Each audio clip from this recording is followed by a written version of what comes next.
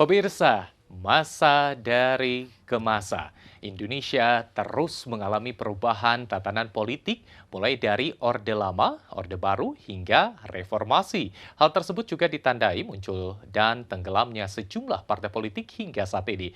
Partai Persatuan Pembangunan atau P3, salah satu partai yang terus bertahan sejak era Orde Baru hingga reformasi saat ini. Bila dilihat dari masa ke masa, partai ini sepertinya tidak sekuat dahulu lantaran digempur oleh pendatang baru yang nyatanya bisa mengambil hati masyarakat. Dan P3 akan menghadapi pemilu untuk keenam kalinya di 2024 mendatang. Lantas, bagaimana P3 bisa tetap eksis dan bertahan di era politik dalam pemilu 2024 mendatang? Lalu seperti apa strategi melawan pesaing yang tanda kutip kuat di tengah yang akan dilakukan tentunya juga di pemilu 2024 mendatang? Untuk membahasnya lebih lanjut, di studio telah hadir Sekretaris DPW P3 Jawa Barat, ada Kang Zaini Sofari. Assalamualaikum, Sampurasun, Kang Zaini. Waalaikumsalam warahmatullahi wabarakatuh. Sehat, Kang? Sehat, Kang Irfan. Baik, hatur nuhun. Terima kasih Kang Zaini sudah bergabung di Indonesia Bar pada kesempatan pagi hari ini.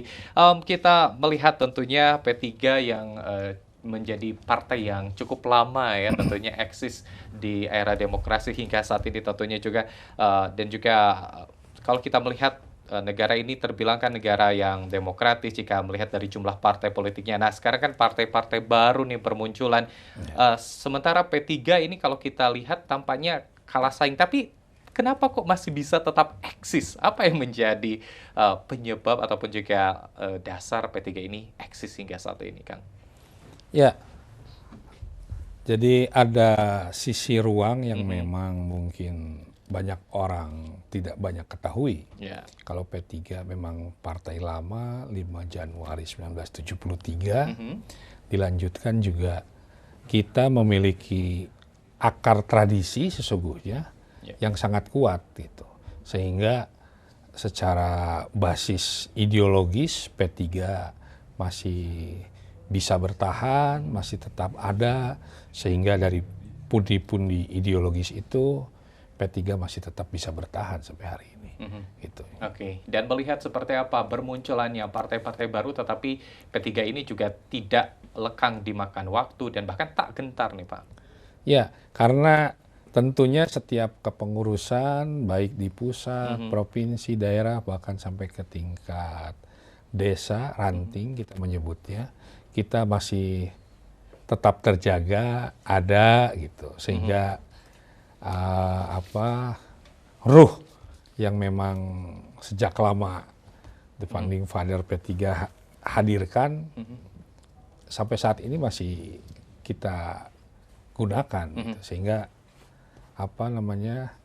kekuatan itu masih bisa terus dipakai oleh kader-kader P3 khususnya. Gitu. Oke, baik. Dari tingkat pusat hingga tingkat ranting, ruh kepemimpinan yang tepat seperti itu juga bisa diambil sehingga bertahan hingga tingkat ranting seperti itu ya, Kang? Ya, betul. Oke, baik. Untuk di Jawa Barat sendiri, seperti apa nih elektabilitas dari P3 sendiri nih, Kang?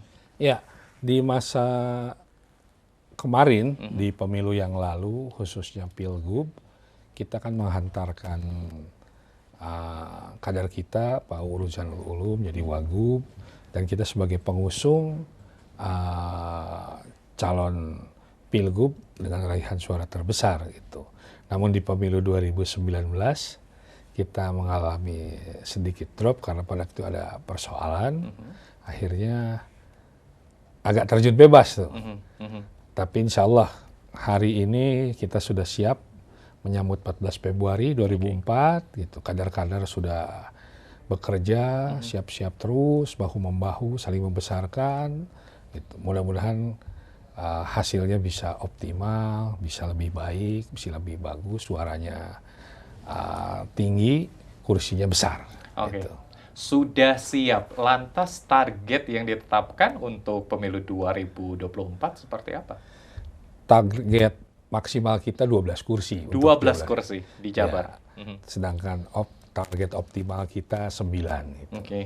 Jadi kalau memasuki 2 fase itu rasa-rasanya kita masih punya kekuatan lah untuk bisa terus meyakinkan bersama masyarakat, membumikan gagasan untuk terus berkomunikasi, bergaul, bersilaturahmi dengan masyarakat, dengan rakyat gitu. Oke, baik Kang Zaini.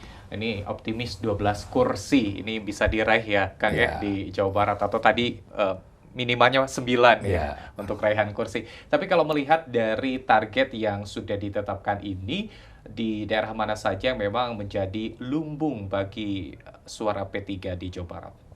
Tentunya Priangan Timur seperti tradisi lama memang menjadi primadona untuk suara P3 gitu. Ditambah juga tentunya dengan Bogor yang setiap pemilu selalu menghantarkan kursi DPRD provinsi Oke. serta DPR RI di luar bagian Priangan Timur. Ya. Di luar itu juga kita dapat. Oke, Gitu. ada target yang akan ditambahkan selain wilayah Priangan Timur ataupun juga lumbung mana lagi yang mungkin bisa saja ini menjadi potensi menjadi lumbung bagi perolehan suara P3 di Jawa Barat? Ya, seperti halnya Kuningan kemarin juga pemilu lalu ada penambahan 1 kursi, tentunya kalau tadi Priangan Timur juga seperti Garut, ditambah lagi Sumedang punya prioritas termasuk Majalengka, itu nanti kita punya prioritas yang lebih besar dibandingkan dengan pemilu sebelumnya, karena di situ caleg-calegnya juga begitu inovatif, atraktif untuk terus berbaur bersama masyarakat gitu. Oke, Gitu. baik. Salah satu tantangan pemirsa yang akan dihadapi adalah tidak hanya soal perolehan di lumbung-lumbung suara, tetapi kita melihat di Jawa Barat sebagai peserta ataupun juga pemilih terbanyak tentunya di secara nasional dan Ya, juga didominasi anak-anak muda. Nah, ini tentunya ada strategi tersendiri yang disiapkan ya, Kang ya. ya. Tapi tahan dulu, kita akan Siap, siap. ketahui jawaban strategi seperti apa terutama untuk menggait para pemilih muda yang akan dilakukan oleh DPW P3 Jawa Barat. Kita akan jeda terlebih dahulu, tetaplah bersama kami dalam program Gaspol Menggagas Politik.